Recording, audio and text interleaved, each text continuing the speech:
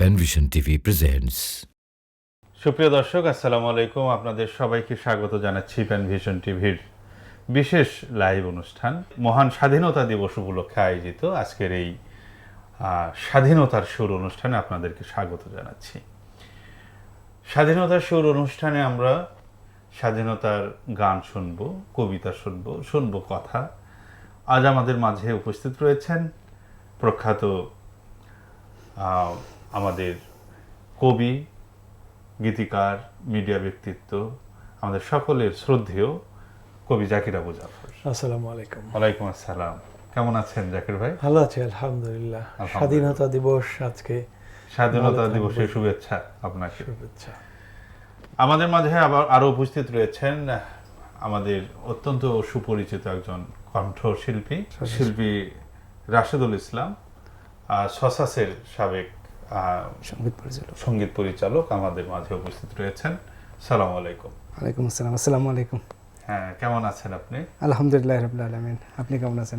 আছি আলহামদুলিল্লাহ। আজকের এই অনুষ্ঠানে আপনাকেও স্বাগত জানাচ্ছি এবং মহান স্বাধীনতা দিবসের শুভেচ্ছা জানাচ্ছি আপনাকে। আপনাকেও প্যানভিশনে আজকে আমন্ত্রণ জানার জন্য শুভেচ্ছা জানাচ্ছি। সুপ্রিয় দর্শক, আজকের এই লাইভ অনুষ্ঠানে আপনারা সরাসরি আমাদের সাথে কথা বলতে পারবেন। কথা বলার জন্য আমাদের স্ক্রিনে দেখানো যে নাম্বার আপনারা দেখতে পাচ্ছেন, এই নাম্বারে আপনারা ফোন দিয়ে শিল্পীদের কাছ থেকে গান শুনতে পারবেন এবং আলোচকের সাথে কথা বলতে পারবেন। এবং অনুষ্ঠানটি অন্যদেরকে দেখার সুযোগ করে দেওয়ার জন্য অনুষ্ঠানটি শেয়ার করে দেওয়ার অনুরোধ করছি আপনাদেরকে। তা আমরা শুরুতেই কবি জাকির আবু জাফর আপনার কাছে আসছি। মহান স্বাধীনতা দিবস আজ 26শে মার্চ মুক্তিযুদ্ধ শুরু হয়েছিল আনুষ্ঠানিকভাবে এবং ওই দিনটাকে আমরা স্বাধীনতা দিবস হিসেবে পালন করে আসছি। এই স্বাধীনতা দিবস নিয়ে নানান ধরনের তর্ক বিতর্ক, স্বাধীনতার ঘোষণা ইত্যাদি বিভিন্ন বিষয় রয়েছে, কিন্তু এই আজকে একটি পত্রিকাতেও আমাদের একটা নিউজ হয়েছে যে স্বাধীনতার সংজ্ঞা 5 বারের মতো পরিবর্তন হয়েছে।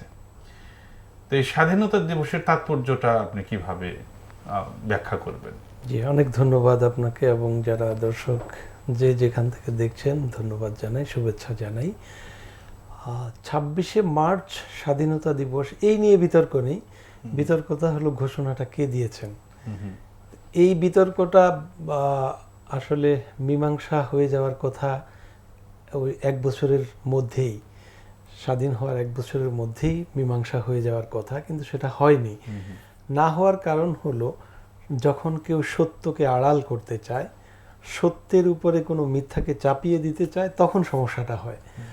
আমাদের স্বাধীনতা এটি বিরাট ঘটনা, যেভাবেই হোক এটি আমাদের 1000 বছরের ইতিহাসে এক বিরাট ঘটনা। একই সাথে এই স্বাধীনতার সূচনাটা শুরু হয়েছিল 52 থেকে। 52 ভাষা আন্দোলন এবং 71 এই দুটো ঘটনা কেন্দ্রিক যে ইতিহাস, সত্য ইতিহাসের সাথে মিথ্যা এবং কাল্পনিক ইতিহাস যুক্ত হওয়ার কারণে এই সমস্যাটা হয়েছে।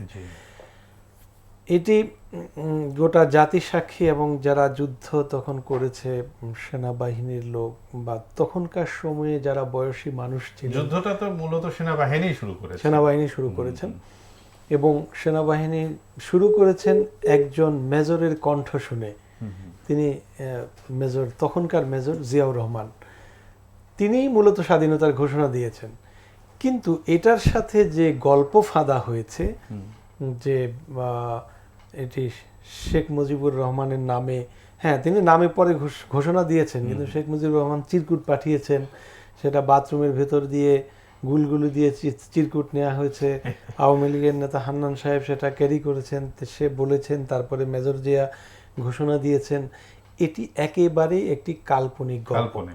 এই কাল্পনিক গল্পটা আরোপ করতে গিয়ে একজনকে অস্বীকার করা হয়েছে আর আরেকজনকে আসলে তার মর্যাদা ক্ষুণ্ণ করা হয়েছে। তিনি তখন যে পজিশনে ছিলেন, শেখ মুজিবুর রহমান, তিনি সেই পজিশনে থেকে স্বাধীনতার ঘোষণা দেওয়ার কোনো কারণ ছিল না। তাছাড়া তিনি 27শে মার্চের জন্য তো হরতাল ডেকেছিলেন, তাহলে তিনি স্বাধীনতার ঘোষণা কখন দেবেন? আর স্বাধীনতার ঘোষণা দিয়ে পৃথিবীর কোনো ইতিহাসে কোনো নেতা তার বাসায় বসে থাকেনি। না, কিন্তু শেখ মুজিবুর রহমান ছিলেন, বাসায় ছিলেন। সুতরাং এটা জিয়াউর রহমানই ঘোষণা দিয়েছেন। সেই ঘোষণাটা জিয়াউর রহমান দিলে জিয়াউর রহমান শেখ মুজিবের চেয়ে বড় হয়ে যাবে, এটা ভাবার তো কোনো কারণ ছিল না। না, ওরা পরিস্থিতির কারণেই দিয়েছেন উনি ওই দিয়েছেন, সময়। রাইট। একটা ফোন নিয়ে তারপর আবার কথা বলছি। আসসালামু আলাইকুম। আসসালামু আলাইকুম ওয়া রাহমাতুল্লাহ। হ্যাঁ, কে বলছিলেন কোথা থেকে প্লিজ?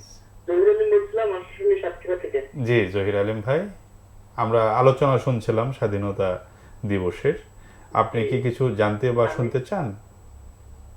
যে আমি একটা কবিতা শুনতে চাই, সেটা হচ্ছে আবু জাফর উবাইদুল্লাহ, ওই যে কুমড়ো ফুলে ফুলে আচ্ছা। গেছে লতাটা, এইটা মানে মাগো ওরা যাবে। আচ্ছা আচ্ছা, ঠিক আছে, আপনি সাথে থাকুন। ওই কবিতাটা মূলত ভাষা ভাষা আন্দোলনের আন্দোলন নিয়ে। প্রেক্ষাপটে লেখা। কুমড়ো ফুলে ফুলে নুয়ে পড়েছে লতাটা, সজনে ডাটায় ভরে গেছে গাছটা। যাই হোক, এই কবিতার 2 লাইন শুনে দিলাম, যদি সুযোগ হয় পরে আবারও আপনাকে শোনানো যাবে ইনশাআল্লাহ। সাথে থাকুন। আসসালামু আলাইকুম। হ্যাঁ, এখন জিয়াউর রহমান ঘোষণা দিয়েছেন, এটা যদি এই সত্যটা মেনে নিলে তাহলে এটা নিয়ে আর কোনো কোনো বিতর্ক থাকে না, ক্ষতিও ছিল না, কোনো ক্ষতি ছিল না। তাতে তো শেখ মুজিবের তো মর্যাদা ক্ষুণ্ণ হতো, ক্ষুণ্ণ হওয়ার কোনো কারণ নেই। কারণ ছিল না।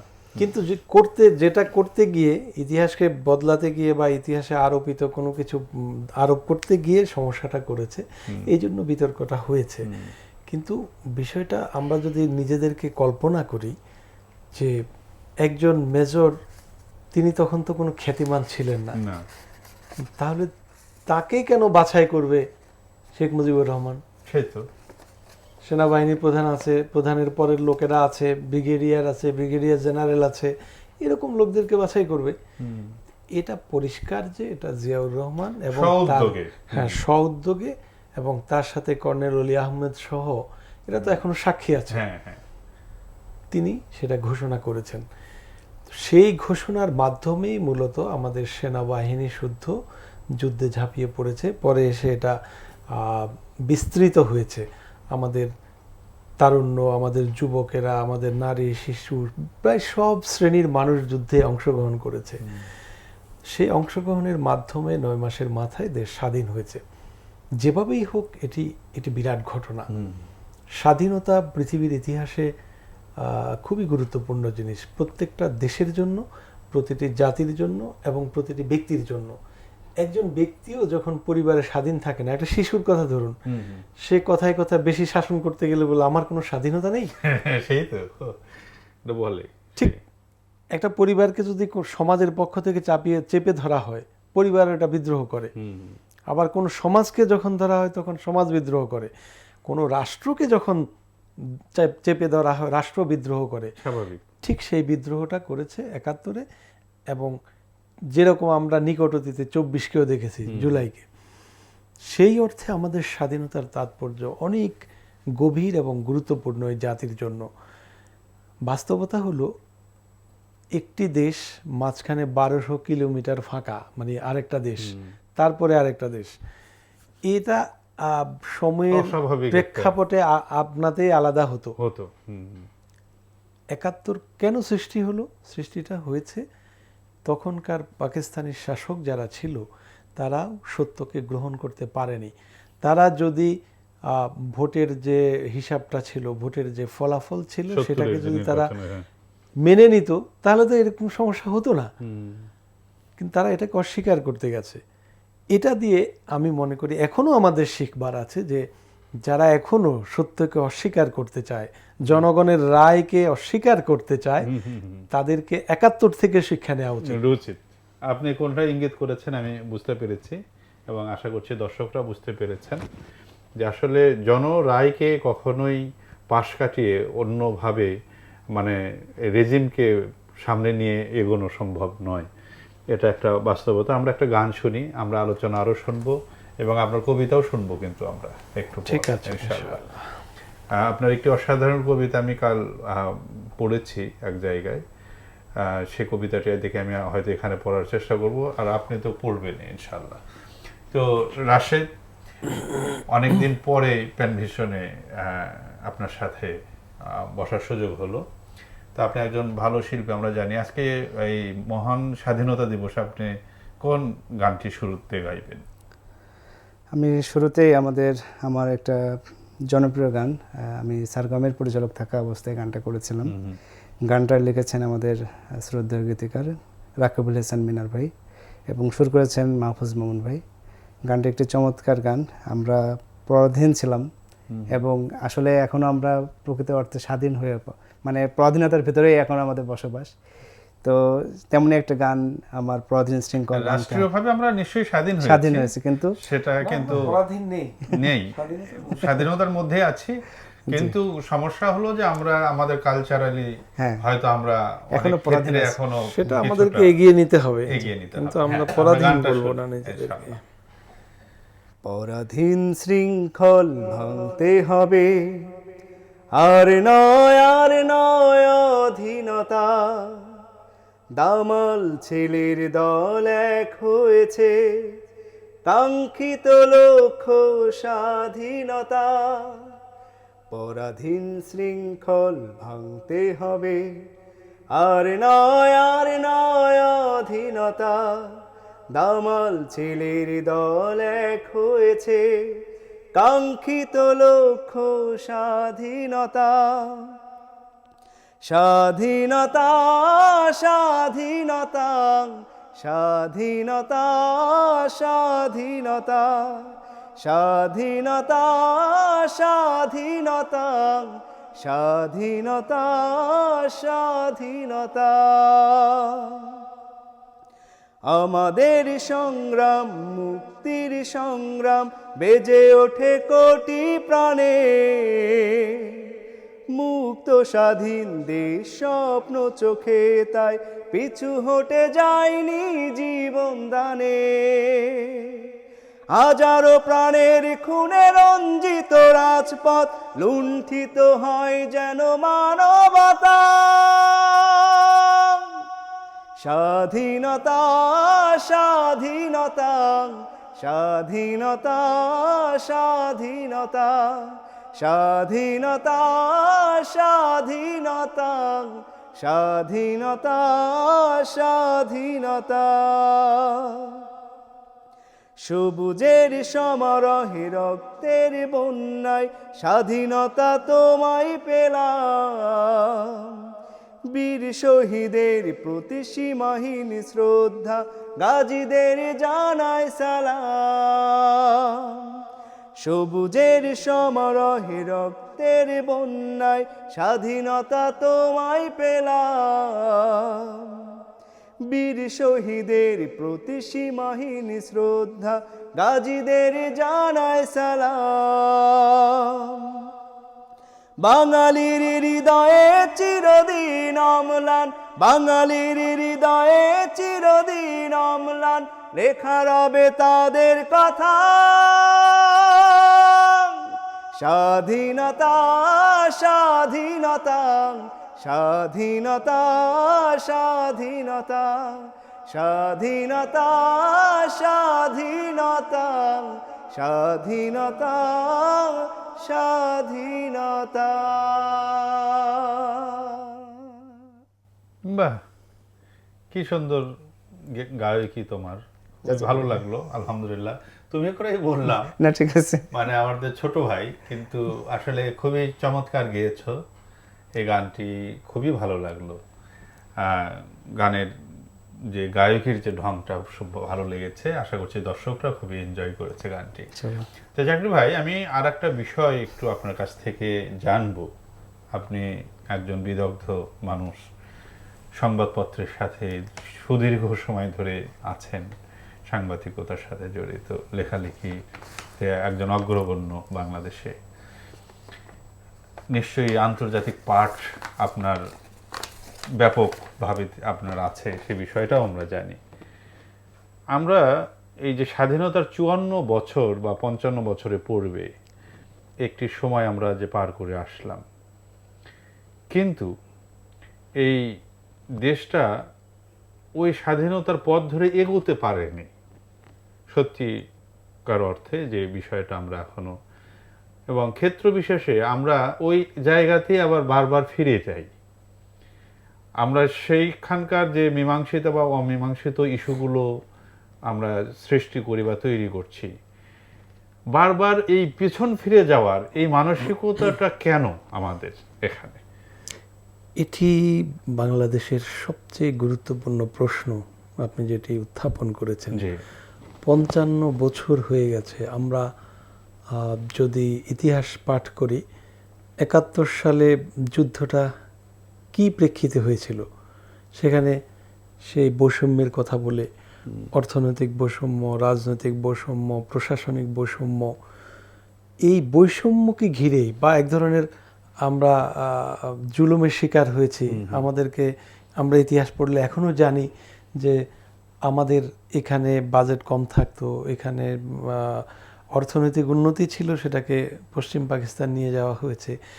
এক কথায় এখানে কিন্তু শুরুর দিকে কোনো খুন খারাপই ছিল না।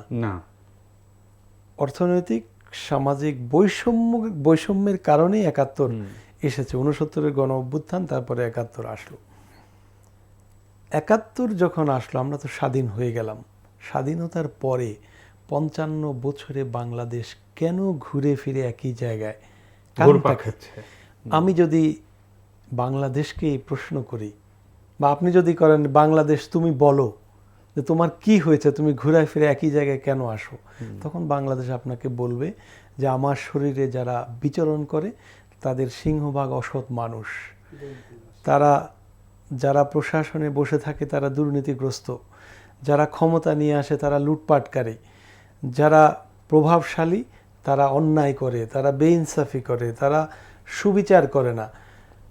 একটা জাতির মধ্যে আপনি দেখুন, সারা পৃথিবীকে আপনি নিশ্চয় সার্চ করেন, পৃথিবীর এমন কোনো একেবারে নিম্ন শ্রেণীর বা গরিব দেশও নেই যেখানে এত শিক্ষিত মানুষ করাপ্টেড। পৃথিবীতে এমন একটি রাষ্ট্রও পাওয়া যাবে না যে রাষ্ট্রের এত মানুষ প্রভাবশালী কিন্তু দেশকে ওভাবে ওন করে না। আলটিমেটলি ঘুরে ফিরে অন্য কোনো দেশের প্রতি তার মোহ থাকে, অন্য কোনো দেশকে সে নিজের হৃদয়ে লালন করে, নিজের দেশকে ওভাবে লালন করে না। দেশকে এগিয়ে নেওয়ার জন্য যে স্বপ্ন দেখা দরকার, এরকম রাষ্ট্রনায়ক আসলে আমাদের আসেনি। তবে হ্যাঁ, জিয়াউর রহমানের নাম আমি এখানে নিতে চাই। তিনি রাষ্ট্রনায়ক হিসেবে বাংলাদেশকে এগিয়ে নেবার জন্য অনেকগুলো পদক্ষেপ নিয়েছিলেন, সে কারণে তাকে খুন হতে হয়েছে। এরপরে যারা আসছে এদের রাষ্ট্রনায়ক কেউ ছিল না, এটি সত্য। রাষ্ট্রনায়ক না থাকলে, যেমন ধরুন এখন ইরানের সাথে যুদ্ধ চলছে এবং পৃথিবীর সবচেয়ে সুপার পাওয়ার দুটা রাষ্ট্র একসাথে তার উপর অ্যাটাক করছে। এই ইরানের যে leader, supreme leader Ayatollah Khamenei, তার যে দৃষ্টি, তার যে বিশ্বাস, তার যে দেশপ্রেম এবং তার বিশ্বাসের প্রেম, সেই কারণে তার জাতিটা তার পেছনে এসে দাঁড়িয়েছে। তিনি খুন হয়ে গেলেন, গোটা জাতি নেমে আসছে রাস্তায়। যারা তার বিরুদ্ধে ছিল তারাও তার পক্ষে নিয়েছে। কেন? দেশ আক্রান্ত হয়েছে। এখন তো আর এটি বাইরে থাকা যায় না। কিন্তু বাংলাদেশ এমন একটি দেশ যেখানে রাষ্ট্র আক্রান্ত হলে বাংলাদেশের বিভাজনটা আরো বেশি প্রকট হয়ে ওঠে এবং বাংলাদেশের আলো বাতাসে, বাংলাদেশের পানি খেয়ে, এখানকার যে মাটির যে উৎপাদিত শস্য শ্যামল, এই সব কিছু খেয়ে জীবন ধারণ করে, কিন্তু গান করে আরেক দেশের। এটা একটা ভয়ঙ্কর ব্যাপার। রাষ্ট্রনায়ক আসেন, এটা একটা ভয়ঙ্কর ব্যাপার। আর দুর্নীতিটা এমনই গ্রাসরুট লেভেলে গেছে যে প্রশাসনে একটা পিয়ন থেকে শুরু করে সচিব পর্যন্ত প্রত্যেকের দুর্নীতির একটা আছে, মানে তালিকা আছে, একটা অ্যামাউন্ট আসলে সে কে কত অংশ পাবে।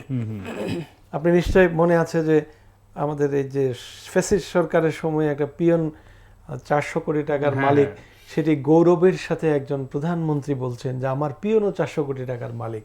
অর্থাৎ তিনি বুঝাতে চাচ্ছেন যে তার স্পর্শ পেলে পিয়নও রাজা হয়ে যায়। এই যখন একটি দেশের অবস্থা হয়, সেই দেশের আসলে এর চেয়ে ভালো কিছু হওয়ার কোনো সুযোগ ছিল না।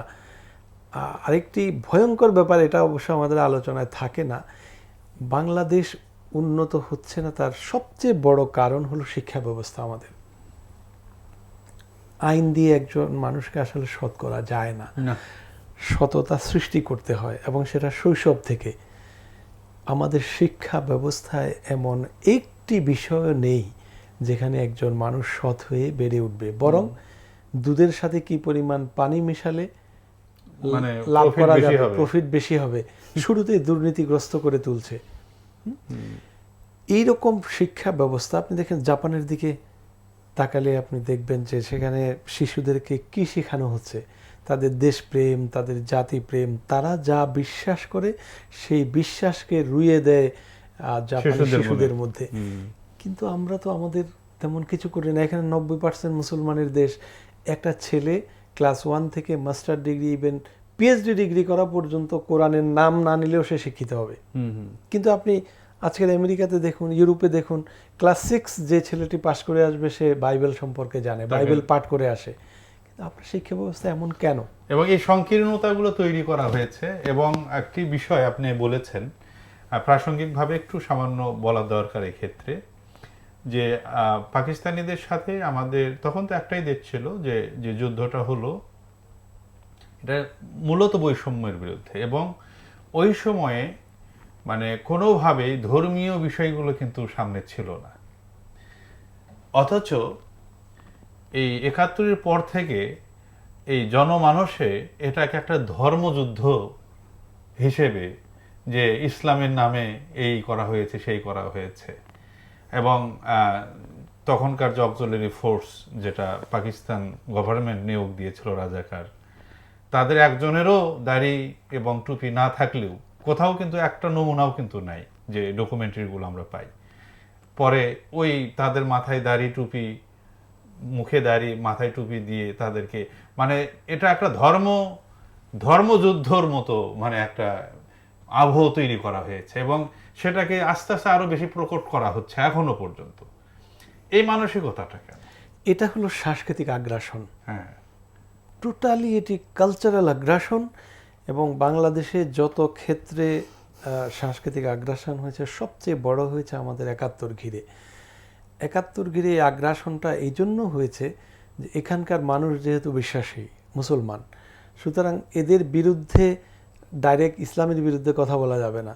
অতএব চরিত্রগুলোকে এমন করতে হবে যে দাড়ি টুপি এটা ইসলামের যেহেতু একটা সিম্বল বলা হয়ে থাকে, যদি এটা ভারত উপমহাদেশে আসলে এটা ইসলামের আসলে সিম্বল কিন্তু না, এটা কিন্তু পোশাকি ভাবে সিম্বলটা এটা।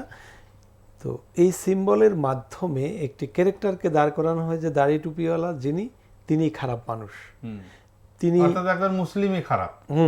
তার মানে ওটা আর ওই যে বললাম ওটা বলতে পারছে না, কিন্তু আপনার কালচারালি এটা মিন করছে। এবং যে কারণে ইসলামের নাম নিতেই লজ্জা পায় এখন আমাদের আধুনিক সুশীলেরা।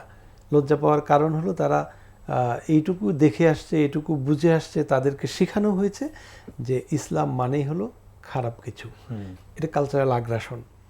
তারপরে হলো এটা তো ধর্মযুদ্ধ মোটেই নয়, এটা তো আপনি বলছেনই এটা ধর্মযুদ্ধ নয়। এটাকেও ধর্মযুদ্ধের কাতারে আনা হয়েছে এই জন্য যে তারা যাতে মুসলমানেরা যে স্বাধীনতার বিরুদ্ধে ছিল এটা প্রমাণের জন্য। এটা কিন্তু আসলে পলিটিক্যাল কখনোই বিরুদ্ধে ছিল না। ৩ নাম্বার হলো রাজাকার যারা প্রতিষ্ঠা করেছে তারা তো তখনকার পাকিস্তান সরকার করেছে এটা। এবং তারা রিক্রুট করেছে ফরমাল, হ্যাঁ। এবং ওই সময়ে যারা ডিসিএসপি ছিল তাদের মাধ্যমে তারা তো তাদেরকে তো কেউ রাজাকার বলছে না। মানে খুবই মানে দুর্ভাগ্যজনক ভাবে এই জিনিসগুলো চাপিয়ে দেওয়া হয়েছে। দুর্ভাগ্য মানে এটা কালচারাল আগ্রাসন। আমি আবারও বলছি, আমাদের ভাষাগত আগ্রাসন আছে, কালচারালি আমাদের জীবন যাপন সংক্রান্ত আছে, আমাদের সামাজিক, পারিবারিক, ইভেন ব্যক্তিগত। আর সবচেয়ে বড় কালচারাল আগ্রাসন আমি বললাম ৭১কে ঘিরে এবং রাজাকার মুক্তিযোদ্ধা। এটা হলো আপনি এটা জানেন যে ব্রিটিশদের একটি রুল ছিল যে ডিভাইড করার জন্য বা একটা শ্রেণীকে তুচ্ছ তাচ্ছিল্য করার জন্য, শ্রেণীকে দাবিয়ে রাখার জন্য এই কালচারাল আগ্রাসনটা এসেছে, কালচারাল বয়ানটা এসেছে, সেটাকে রাজনীতি পুঁজি করেছে। এই পুঁজির কারণে আজকে এটি নিভে যায় আবার উঠে, নিভে যায় আবার উঠে। এর আরেকটি বড় কারণ হলো এখানে যারা ইসলামের পক্ষে কাজ করেন তাদের বড় কোনো নেগেটিভ বিষয় নেই যেটা সমালোচনার যোগ্য। সে কারণে ঘুরায় ফিরায় ৭১-এ যায়। বিস্ময়কর ব্যাপার হলো পৃথিবীর ইতিহাসে এমন কোনো জাতি নেই যারা অতীতের দিকে ফিরে আছে, না, যারা অতীত নিয়ে ঘাটাঘাটি করে। বাংলাদেশ অতীত নিয়ে পড়ে আছে এই কারণে যাতে বাংলাদেশ এগিয়ে যেতে না না পারে। পারে। উন্নত বিশ্ব দেখছে 100 বছর পরে কি করবে, 50 বছর পরে কি করবে, আর আমরা 50 বছর আগে কি করেছি এইটা নিয়ে পড়ে আছি আমরা। পড়ে আছি। এই পড়ে থাকার কারণ, এবং সেটা বংশ পরম্পরা চলছে। তার মানে হলো যে এখন যে ছেলেটা 80-তে জন্মগ্রহণ করলো, 80-র পরে জন্মগ্রহণ করলো, 90-তে জন্মগ্রহণ করলো, তাকেও রাজাকার বলা হচ্ছে। এটা কি করে? এটাই হচ্ছে সমস্যা। তো এই কালচারাল যে আগ্রাসন বা এই যে আরোপিত যে হিস্ট্রিগুলো বা আমাদের উপর চাপিয়ে দেওয়া হচ্ছে, এই বিষয়গুলো নিয়ে মানুষ সচেতন হচ্ছে। আপনাদের এই কথায় আরো সচেতন হবে। আমরা একটা গান শুনি, এরপর আপনার কবিতা শুনবো ইনশাআল্লাহ। হ্যাঁ, কোন গানটি এবার? হ্যাঁ, আমি একটি দেশের গান গাইবো। গানটি খুবই মানে আমাদের জনপ্রিয় একটি গান। আসলে যদি আমাদের দেশটা দুর্নীতি থেকে মুক্ত হয়, এইভাবে একটি সবুজ ছায়া মমতায় দেশটা সমৃদ্ধির পথে এগিয়ে যাবে, তেমন একটি গান আমি আচ্ছা, খুব সুন্দর। গানের গীতিকার সুরকার আব্দুল ওয়াদুদ। আচ্ছা, গুড। সবুজ ছাওয়া মমতা মাখা একটি সোনার দেশ, পাখি ডাকা স্বপ্নে আঁকা শ্যামল পরিবেশ, প্রাণের প্রিয় জন্মভূমি, প্রাণের প্রিয় জন্মভূমি, এই তো আমার বাংলাদেশ, এই তো আমার বাংলাদেশ। মিনার হতে আজানের সুর ভেসে আসে, নদীর ধারে কাশফুলেরা অনাবিল আনন্দে হাসে। ও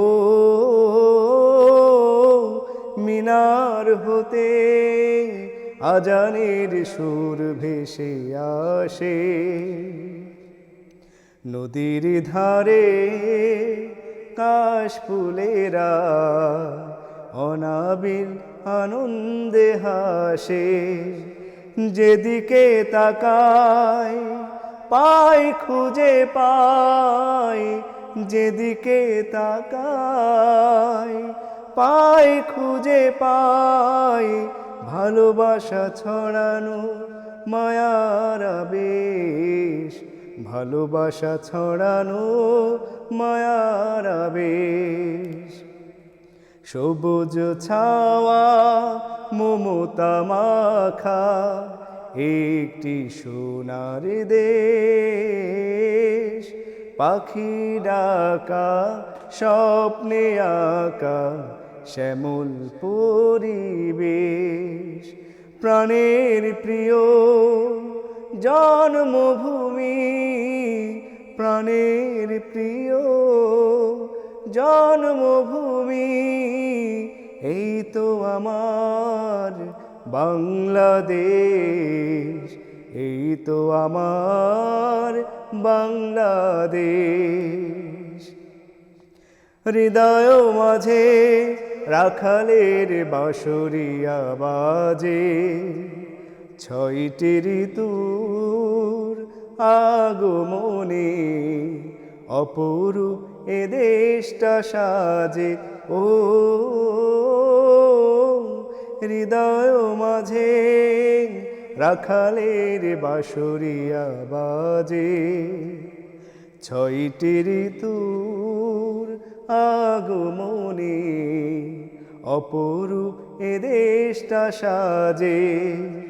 দেশেরও মায়ায় দিন কেটে যায়, দেশেরও মায়ায় দিন কেটে যায়, জেগে ওঠে হৃদয়ে নতুন আবেশ, জেগে ওঠে হৃদয়ে নতুন আবেশ।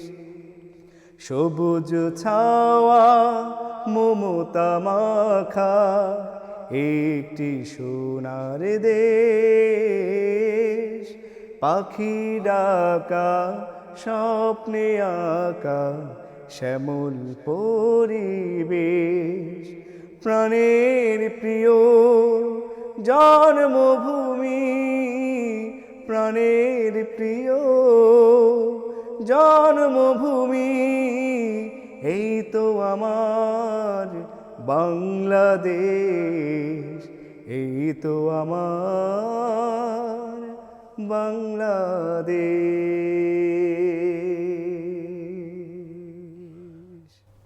মাশাআল্লাহ, মাশাআল্লাহ। সুন্দর একটি দেশত্ববোধক গান আমরা শুনলাম শিল্পী রাশেদ তোমার কণ্ঠ থেকে। আমরা জাকির ভাই আরেকটা বিষয় একটু জেনে তারপরে আপনার একটা কবিতা শুনবো। সেটি হলো যে আমাদের বাংলাদেশের ঘুরে ফিরে আমাদের কথা আনতেই হবে, এই কথাগুলো, তাছাড়া আসলে এই দেশে এগোতে পারবে না। বাংলাদেশ স্বাধীন হয়েছে 1971 সালে। বাংলাদেশ স্বাধীন হওয়ার পর বিশ্বে আরও প্রায় 20-25টি দেশ স্বাধীন হয়েছে বিভিন্নভাবে। সোভিয়েত ইউনিয়ন ভেঙেই তো 15টা দেশ হয়ে গেল 71-এর পরে। এরপরে আরও অনেক দেশ স্বাধীন হয়েছে। এই দেশগুলো কিন্তু এখন বিশ্বের মানে শ্রেষ্ঠ অর্থনৈতিক দিক থেকে এগিয়ে আছে সব দিক থেকে। তো ওই সময়ে সেই দেশগুলোতেও তো তাদের দেশের ভেতর কিছু মানুষ ওই স্বাধীনতার হয়তো চায়নি বা কোনো কারণে, তারা কিন্তু সেই বিষয়গুলো নিয়ে পড়ে থাকেনি, তারা এগিয়ে গেছে। এবং আমি কালকে একটা ডকুমেন্টারি দেখলাম, ভিয়েতনাম একটা দেশ যার উপরে আমেরিকান আগ্রাসন সুদীর্ঘ সময় ব্যাপী একটা তামা করে দিয়েছিল দেশটাকে। তাদেরও এখন মাথা পিছু আয় বাংলাদেশের চেয়ে দ্বিগুণ, অর্থাৎ তারাও একটা উন্নয়নশীল এবং অনেক সমৃদ্ধ একটা দেশে পরিণত হয়েছে। আমরা এই দুর্ভাগ্য থেকে কবে মুক্তি পাবো? আপনার মানে আমরা কেন এই জায়গায়, এই কেনর উত্তরটা আমাদের আসলে জানতে হবে।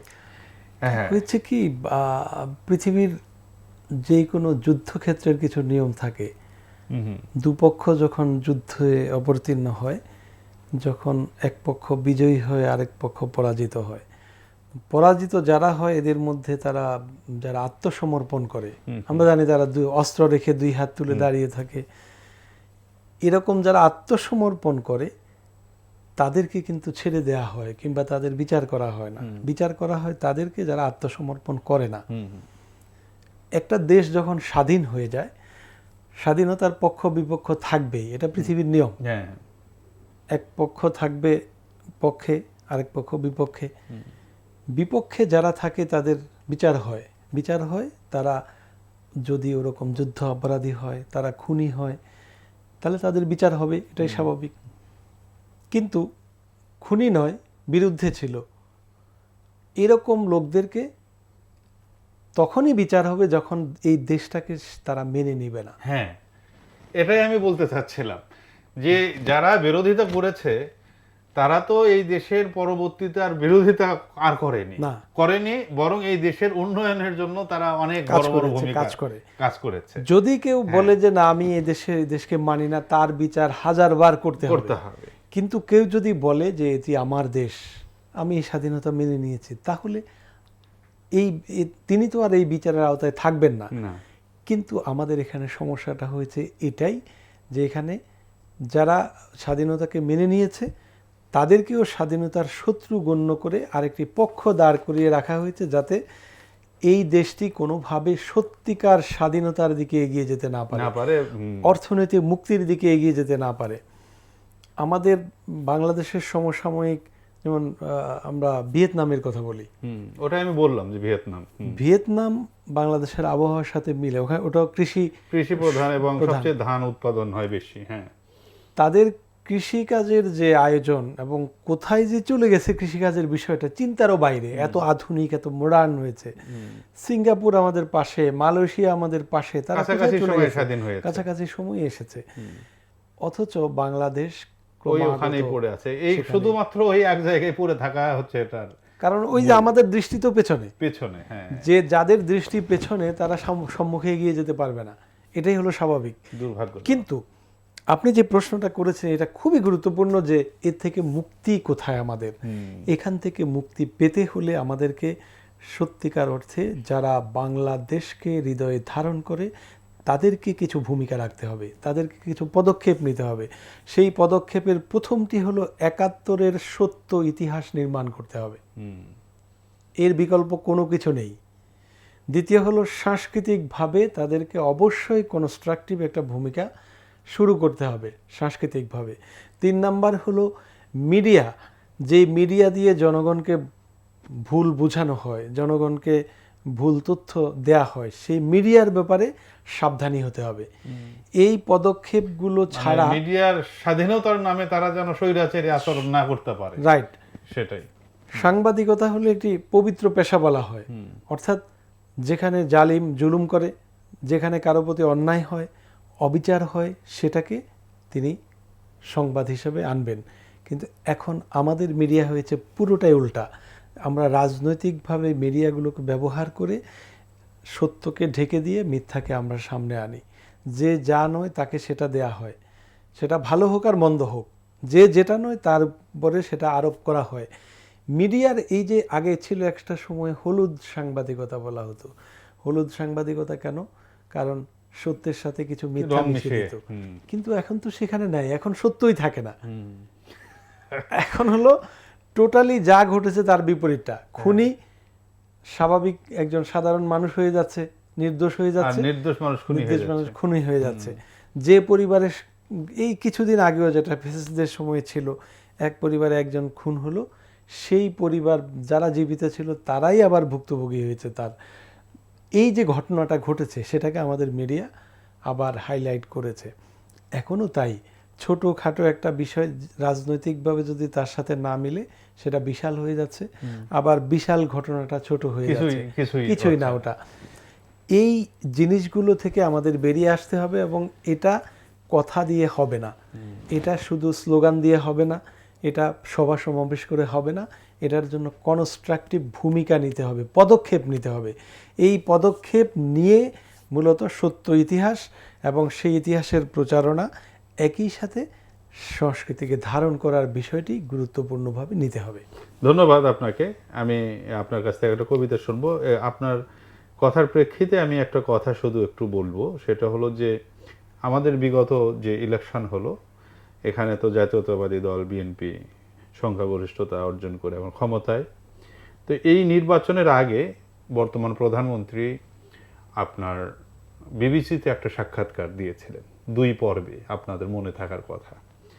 তো সেখানে যখন তাকে ৭১ নিয়ে একটা প্রশ্ন করা হয়েছিল, আমার স্পষ্ট মনে আছে, এবং সেই বিষয়ে তিনি কি করবেন, তিনি একটি কথা বলেছিলেন, আপনার হয়তো খেয়াল থাকতে পারে, যে ভাই আপনারা পেছন দিকে নিয়ে যান কেন, আমরা তো সামনে এগোতে চাই।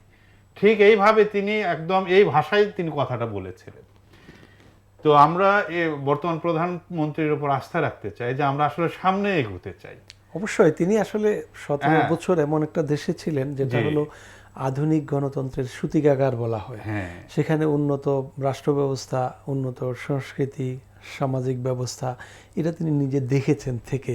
সুতরাং আমরা অবশ্যই এটা আশা রাখি যে তিনি তার সেই দেখা এবং অভিজ্ঞতার আলোকে বাংলাদেশকে ভবিষ্যতের দিকে, উন্নতির দিকে নিয়ে যাবেন, সামনের দিকে নিয়ে যাবেন। হ্যাঁ, এবং আমি যে রাষ্ট্রনায়কের কথা বললাম, জিয়াউর রহমান, তারই সন্তান তিনি, তার রক্ত তার শরীরে আছে। নিশ্চয়ই তিনি বাংলাদেশকে উন্নতির দিকে, ভবিষ্যতের দিকেই নেবেন। অতীত থেকে আমাদের শিক্ষা নিতে হবে, আমরা ইতিহাসকে ভুলবো না, কিন্তু অতীতে পড়ে থাকবো না, পড়ে থাকলে তো আমরা তো পেছনেই যাব, পেছনেই গেলাম। এই জিনিসটা অবশ্যই আমরা আশা রাখি। ধন্যবাদ। আমরা নিশ্চয়ই আশা রাখি প্রাইম মিনিস্টার তিনি যে ওই সময়ে তার যে ভয়েসটা শুনেছিলাম, তিনি দৃঢ়তার সাথে কথাটা বলেছেন, দৃঢ়ভাবেই তিনি কথাটা বলেছিলেন। কিন্তু তার পারিষদ বর্গের মধ্যে কিন্তু আবার আমরা কিছুটা বৈপরীত্য, আবার ওই পেছন দিকে টেনে ধরার এক ধরনের টেন্ডেন্সি আমরা দেখছি। তা আশা করছি যে আস্তে আস্তে বিষয়গুলো সামনের দিকেই এগোবে ইনশাল্লাহ। নিশ্চয়ই। তো একটা কবিতা শুনে আমরা আবার রাশেদের একটি গান শুনব। কবিতার শিরোনাম স্বাধীনতা বাংলাদেশ। তোমাকে ভালোবাসি হে স্বাধীনতা, তোমাকেই ভালোবাসি, তোমাকে আরাধ্য করি সমগ্রতায়। আমার স্বপ্ন জাগরণ, আমার প্রতিদিনের আয়োজনে, প্রতিটি পদক্ষেপে তুমি আমার সাহস। তুমি মর্যাদার ভাষা হয়ে, বহমান নদী হয়ে, ঢেউয়ের প্রাচুর্য হয়ে বয়ে যাও আমার বুকের ভেতর। সহসা তুমি আমার বঙ্গোপসাগর, আমার অতলান্ত জলধির বিশালতা। আমি তোমাকে বিছিয়ে হয়ে উঠি 56,000 বর্গ মাইল। দিগন্ত বিশারি ফসলের মাঠ, ঝিম সবুজের সান্নিধ্য। আমি সটান দাঁড়িয়ে যাই, দুলতে থাকি মৌসুমি বাতাসে। দুলতে দুলতে দেখি ফসলের বিস্তীর্ণ মাঠও আমার স্বাধীনতার নিশান। দক্ষিণা হাওয়া হাসে, আমাকে বুলিয়ে যায়। আমি তোমার পরম উষ্ণতায় সুখী মুখে হেসে উঠি। আমি হাসলেই হেসে উঠে বাংলাদেশ। স্বাধীনতা, তুমি থেকো আমার সঙ্গে, আমার কর্মে, আমার কল্পনায়, আমার সর্বাঙ্গীন বাংলাদেশে। আমার বাতাসে ছড়িয়ে দাও অবমুক্তি ঘ্রাণ। তুমি জানো একটি নদী কিভাবে নদী হয়, একটি নারী কিভাবে নারী হয়, এবং একটি দেশ কিভাবে দেশ হয়ে ওঠে। তুমি আমার পতাকার সম্মান, আমার মর্যাদার প্রতীক। পৃথিবীর মানচিত্রে তুমি লিখেছ বাংলাদেশের নাম। আমার মাটির গন্ধে ধুয়ে বাজিয়ে নেব পাতার মর্মর। সকালে দোয়েলের কণ্ঠে বেজে ওঠো হে আমার স্বাধীনতা। তোমার আনন্দেই আমার পতাকায় জন্মালো একটি লাল সবুজ। হে স্বাধীনতা, তুমি চিরদিন বুকে রাখো আমার সবুজ বাংলাদেশ। কেননা আমি হেসে উঠলেই হেসে উঠে বাংলাদেশ। মাশাআল্লাহ, মাশাআল্লাহ, চমৎকার জাকির ভাই। আমি আসলে আপনার যে কবিতা, আপনার কবিতায় যে দেশপ্রেম বা যে চিত্রকল্প অসাধারণ। আলহামদুলিল্লাহ। এটি অনেকেই বলেন যে আসলে দেশত্ববোধক কবিতাগুলো আপনার অসাধারণ, তুলনাহীন। অনেকেই অনেক বিষয়কে ধারণ করেন, কিন্তু দেশকে আপনি যেভাবে রিপ্রেজেন্ট করেন আপনার কবিতায়, এর কোনো তুলনা নেই। তো আমরা সর্বশেষ গান শুনবো ভাইয়া। কটা গানের প্রস্তুতি ছিল? গানের প্রস্তুতি আছে অনেকগুলা। আচ্ছা, তো এখন যে গানটি গাবো সেই গানটি হচ্ছে স্বাধীনতা তুমি। গানটি লিখেছেন আল মুকদ্দাস, সুর করেছেন মাহফুজ মামুন। তো আজকে এমন একটা মানে পর্যায়ে এসে গানটি গাচ্ছি। আমাদের আল মুকদ্দাস ভাই, যিনি কুষ্টিয়া ইসলামী বিশ্ববিদ্যালয়ে পড়াশোনা করতেন, বাড়ি থেকে বের হয়ে এসেছিলেন যে একজন দেশসেরা শিক্ষাবিদ হবেন, গীতিকার, সংস্কৃতি প্রেমী হবেন, কিন্তু গুম হয়ে আছেন গুম এখন। হয়ে আছেন। আমাদের সেই ভাইটিকে এখনো পাওয়া যায়নি। তার লেখা গান, তারই লেখা গান। তার সহপাঠীরা যখন তার বাবা মায়ের সাথে দেখা করতে যান, তার বাবা মা বলে আমার মুকদ্দাসকে ফিরে আসবে না, এখনো কি ফিরে আসলো না। তো সেই ভাইয়ের লেখা একটি গান, আশা করি আমাদের মুকদ্দাস ভাই ফিরে আসবে। আমাদের প্রিয় বাবা মা তার সন্তানকে পেয়ে কলিজা শীতল করবে ইনশাল্লাহ। স্বাধীনতা তুমি আমার মুখের ভাষা, কবি কবিতার গান। স্বাধীনতা তুমি হাজার মায়ের কোলে একটি অবুঝ সন্তান। স্বাধীনতা তুমি আমার মুখের ভাষা, কবি কবিতার গান। স্বাধীনতা তুমি হাজার মায়ের কোলে একটি অবুঝ সন্তান। স্বাধীনতা তুমি, স্বাধীনতা তুমি কৃষ্ণচূড়ার ডালে বর্ণিল বর্ণমালা।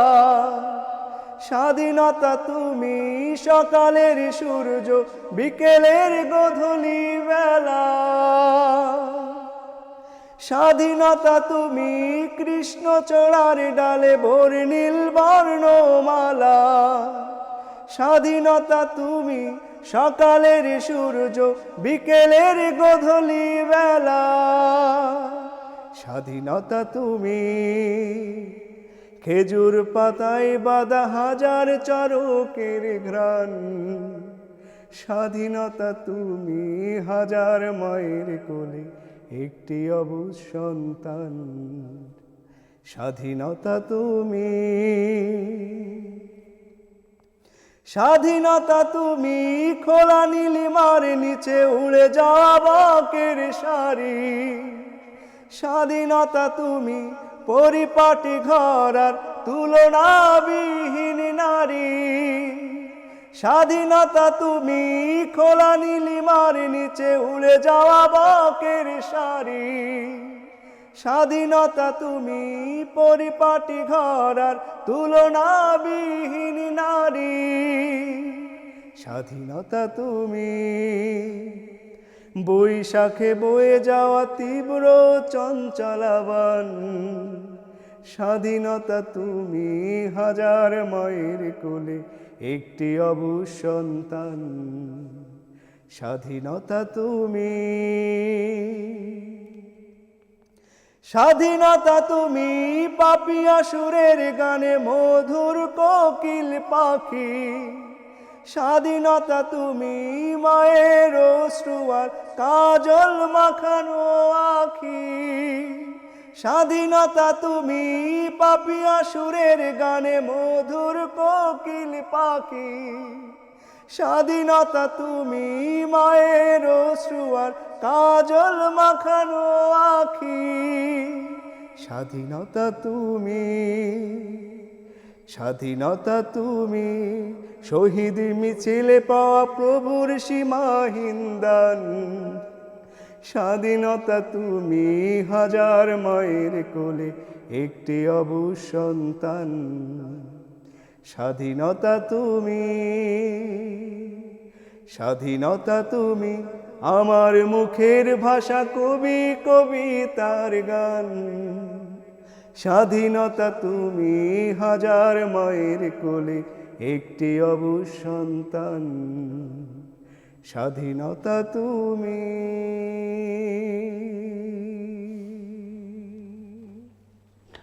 ধন্যবাদ। আসলে আমি সত্যি আবেগ আপ্লুত। মোকাদ্দাস একটা অল্প বয়স্ক ছেলে, আওয়ামী রেজিমের শুরুর দিকে 2012 সালে তাকে অপহরণ করা হয় এবং সে যখন বিশ্ববিদ্যালয়ে ফিরছিল বোধহয় গাড়ি থেকে তাকে নামিয়ে নিয়ে যাওয়া হয় এবং তার সাথে ওয়ালিউল্লাহ নামে আর একজন ছিল। এই দুইজন তরুণকে আজ পর্যন্ত খুঁজে পাওয়া যায়নি এবং আল্লাহ তাআলার যে বিচার সেটি কিন্তু পৃথিবীতে সংঘটিত হয়। সেই রেজিম কিন্তু অপমানজনকভাবে পৃথিবী থেকে বিদায় নিয়েছে, এই দেশ থেকে বিদায় নিয়েছে, অপমানজনকভাবে পালাতে বাধ্য হয়েছে। এবং ওই আয়নাঘরের প্রতিষ্ঠাতা, ওই আয়নাঘর যারা তৈরি করেছিল তাদের মধ্যে একজন গতকাল আবার দেখলাম যে গ্রেপ্তার হয়েছে। তো মানুষ যে কাজগুলো করে তারা কখনোই তার পরিণতি ভাবে না। এটাই হচ্ছে মানুষের জন্য সবচেয়ে বড় দুর্ভাগ্য, যে এর যে একটা ফল দুনিয়া এবং আখেরাতে তো রয়েছে, দুনিয়াতেও ভোগ করতে হয়। সেটি আমরা মোকাদ্দাসের জন্য দোয়া করি। সে যদি শহীদ হয়ে থাকে আল্লাহ তাআলা তাকে শাহাদাতের মর্যাদা দান করুন, আর যদি বেঁচে থাকে সে যেন ফিরে আসে। এ ধরনের একজন দেশপ্রেমিক যুবক যার এত সুন্দর একটি গান আমরা শুনলাম। জাকির ভাই, আমি আপনার একটা কবিতা একটু পড়ার মানে বিষয়টা সামলাতে পারছি না, যে আপনার আমি আগে বলেছি যে আসলে দেশত্ববোধক গান এবং কবিতায় অতুলনীয় আপনার লেখা। স্বাধীনতা গল্পগুলো রক্তে ভেজা, কবি জাকির আবু জাফর। ৭১-এর গল্পগুলো স্বাধীনতার, গল্পগুলো লক্ষ শহীদ এবং বীরের এবং হাজার দুঃসাহসী কণ্ঠস্বরের, গল্পগুলো রক্তে ভেজা বাংলাদেশের। ফসল ভরা মাঠের ভেতর নদীর উজান, পাখির পাখায় উড়তে থাকে রোদের চিঠি। রৌদ্র মানে অন্ধকারের বিরুদ্ধ স্রোত, বইতে থাকে স্বাধীনতার হৃদয় ঘেঁষে। স্বাধীনতা হাসল সারা বাংলাদেশে। মেঘের ডানায় নাম লিখেছে বৃষ্টিগুলো, ঘাসের বনে ঝরতে থাকে শিশির সকাল। মাটির গন্ধে বুক ভরানো কৃষক শ্রমিক, দেশের তরে জীবন দিল মুক্ত হেসে, স্বাধীনতা আসলো তখন বাংলাদেশে। স্বাধীনতার সুখ পিয়াসী মানুষগুলো বারুদ নদী পার হয়েছে অগ্নি চোখে। জানতো তারা স্বাধীনতা অনেক দামি, জানতো শহীদ লক্ষ শহীদ মুক্তিকামী। বাংলাদেশের আকাশ আমার প্রাণের আকাশ, সেই আকাশে লাল সবুজের এক পতাকা উঠছে স্বাধীন সার্বভৌম ভাটির দেশে, প্রাণের চেয়ে প্রিয়তম বাংলাদেশে। সাধারণ অসাধারণ আবৃত্তি হয়েছে। আসলে কবিতাটা এত সুন্দর ছন্দবদ্ধ, ছন্দের মানে পড়ার মতো একটি কবিতা। আমি এটি মুখস্থ করে ফেলবো। আমি গতকালই পেয়েছি আপনার কাছ থেকে, আমি আর এক জায়গায় পড়েছিলাম। আসলে অনুষ্ঠানের উপস্থাপনার মুডে থাকার কারণে আবৃত্তির যে ফিল সেটি সম্পূর্ণ দেয়া যায় না আসলে, এটি একটি বিষয়। তো আজকের এই অনুষ্ঠানে আমরা অনেকগুলো তথ্য জানতে পেরেছি, আমরা আত্মবিশ্লেষণ করেছি আমাদের স্বাধীনতাকে নিয়ে। মহান স্বাধীনতার যে তাৎপর্য সেটি আমাদের জাতি নিশ্চয়ই অনুভব করেন, কিন্তু কতিপয় মানে দুষ্ট চক্র বা যারা এই দেশকে এগোতে দিতে চায় না, তারা একটা জায়গায় মানে খামচে ধরে বসে আছে এবং তাদের ক্রীড়ানক হিসেবে মানে খেলোয়াড় হিসেবে কিছু মানুষকে তারা মানে তৈরি করে, যাদের চরিত্র আগে একরকম এখন আর এক রকম। এই ধরনের কিছু চরিত্র আমাদের সমাজের মধ্যে আমরা দেখতে পাচ্ছি। তা আমরা আবারও প্রধানমন্ত্রী, তিনি একজন দেশপ্রেমিকের সন্তান এবং নিজেও একজন দেশপ্রেমিক। আমরা আশা করছি যে তিনি সামনের দিকে এগোবেন এবং এই যে সস্তা যে বয়ান, যেটা দেশকে পিছিয়ে নিয়ে যাওয়ার জন্য যে আরোপিত ইতিহাস, এখান থেকে জাতি মুক্তি লাভ করবে ইনশাআল্লাহ। সর্বশেষ আপনি দর্শকদের উদ্দেশ্যে যদি কিছু বলতেন। হ্যাঁ, আমরা আলোচনা করলাম আসলে বাংলাদেশকে এগিয়ে নেওয়ার জন্য প্রত্যেকটি নাগরিককে তার নিজের জায়গা থেকে কাজ করতে হবে। দেশকে ভালোবাসাটা এটি বলা হয়ে থাকে ইমানের অঙ্গ। আমি একটি ঘটনা জাস্ট সামনে আনতে চাই। যেদিন রাসূল সাল্লাল্লাহু আলাইহি ওয়াসাল্লাম তিনি মক্কা ছেড়ে মদিনায় চলে যাচ্ছিলেন, গারে সুরে তিনি 2 দিন বা 3 দিন ছিলেন। যখন বেরিয়ে এসে রাতে রওনা দিবেন, তিনি উটের পিঠে যখন চড়বেন, ঠিক তার আগে আবু বকর পাশে দাঁড়িয়ে আছেন। তিনি মক্কার দিকে ফিরলেন, ফিরে তিনি 2 চোখের অশ্রু ছেড়ে দিলেন, বললেন, হে মক্কা, আমি তোমাকে ভালোবাসি, কিন্তু তোমার সন্তানেরা আমাকে থাকতে দিল না, আমি তোমাকে ছেড়ে চলে যাচ্ছি। অশ্রুসিক্ত হলো তার চোখ। এরপরে তিনি আকাশের দিকে ফিরলেন, ফিরে বললেন, আল্লাহ, আমি আমার প্রিয় শহরকে ছেড়ে যাচ্ছি, আমাকে এমন একটি শহরে আপনি স্থাপিত করুন যেটি আপনার প্রিয় শহর। বাহ। তিনি মদিনায় স্থাপিত হলেন। রাসূলের এই ভাষ্য অনুযায়ী মদিনা হলো আল্লাহর প্রিয় শহর। তার মানে রাসূল সাল্লাল্লাহু আলাইহি ওয়াসাল্লামের ভেতরে বেদনাটা কেমন ছিল তার দেশের জন্য, তিনি অশ্রুসিক্ত নয়নে সেখান থেকে গেছেন। ঠিক প্রত্যেকটি মানুষের নিজের দেহ এবং মাটি, নিজের দেশের মাটি একেবারেই মেশানো। কারণ কোনো মানুষ তার ইচ্ছায় কোনো দেশে জন্মগ্রহণ করে না। যিনি পৃথিবীতে পাঠান আল্লাহ, তিনি নির্বাচন করেন কে কোন দেশের নাগরিক হবে। আমি যে দেশের নাগরিক, এই মাটি আমার শরীরের, আমার আত্মার সাথে মেশানো। এই মাটির গন্ধে আমি বেড়ে উঠেছি। এই মাটির আলো হাওয়া আমার জন্য যেটুকু বরাদ্দ আছে সেটিও আল্লাহ বরাদ্দ করেছেন। সুতরাং আমি বলতে চাই যে প্রত্যেকটি নাগরিককে দেশের চেতনা নিয়ে বেড়ে উঠতে হবে এবং যে যার জায়গা থেকে যেটুকু যোগ্যতা আছে সেটুকু দিয়ে বাংলাদেশের পক্ষে কাজ করতে হবে, বাংলাদেশকে হৃদয়ে ধারণ করতে হবে। ধন্যবাদ আপনাকে ভাইয়া, ধন্যবাদ। যে ফ্যান ভিশন আমাদেরকে স্বাধীনতার সুর আজকের এই সুন্দর মুহূর্তে আমাদেরকে স্মরণ করেছে। এবং আমি মনে করি ভাইয়ের সাথে একটু মিলায় যে বাংলাদেশের মানুষকে এবং আগামী প্রজন্মকে সৎভাবে তৈরি হলেই এই বাংলাদেশটা সুন্দর হয়ে যাবে। এত সুন্দর দেশ আর অন্য কোথাও নাই। ধন্যবাদ তোমাকে। সুপ্রিয় দর্শক, আমরা আজকের এই অনুষ্ঠানে, স্বাধীনতার সুর অনুষ্ঠানে, আমরা গান শুনেছি, আলোচনা শুনেছি, কবিতা আবৃত্তি শুনেছি। আজকের এই অনুষ্ঠানে আমরা যে কথাগুলো শুনলাম, এই কথাগুলোর মধ্যে আমরা যদি আমাদের এই দেশের কল্যাণের জন্য কোনো উপাদান খুঁজে পাই, সেটি আমরা কাজে লাগিয়ে আমাদের এই দেশকে যেন আমরা সামনের দিকে এগিয়ে নিয়ে যেতে পারি, এই আশা রেখে মহান স্বাধীনতা দিবসের আজকের এই বিশেষ লাইভ অনুষ্ঠান স্বাধীনতার সুর অনুষ্ঠানটি শেষ করছি। আল্লাহ হাফেজ। আসসালামু আলাইকুম।